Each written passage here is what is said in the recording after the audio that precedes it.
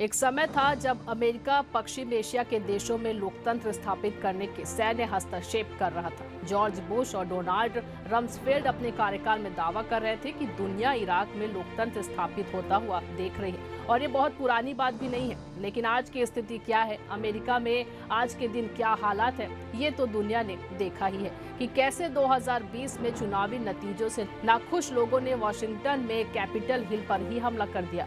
पर बात वहीं तक नहीं रुकी। तब से और अब में क्या बदला है? हालात अच्छे हुए हैं या बिगड़े ही हैं? इसका अंदाजा इस बात से लगाइए कि एक तरफ तो ट्रंप राष्ट्रपति पद के मजबूत दावेदार के रूप में उभरे हैं और वो सार्वजनिक रूप से कह रहे हैं कि उनके सत्ता में आते ही अमेरिका का सबसे बड़ा निर्वासन कार्यक्रम चलाया जाएगा।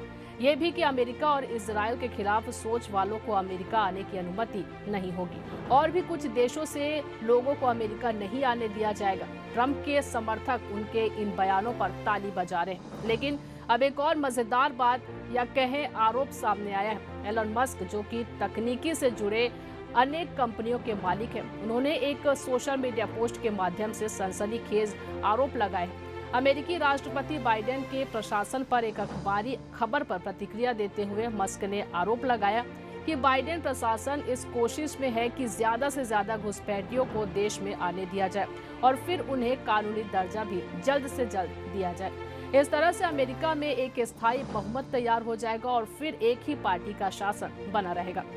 इसलिए वर्तमान प्रशासन घुसपैठ को बढ़ावा दे रहा है। एकदम साधारण पर बेहद कारगर उपाय मस्क ने पोस्ट में कहा है। पर एलन मस्क यही नहीं रुके।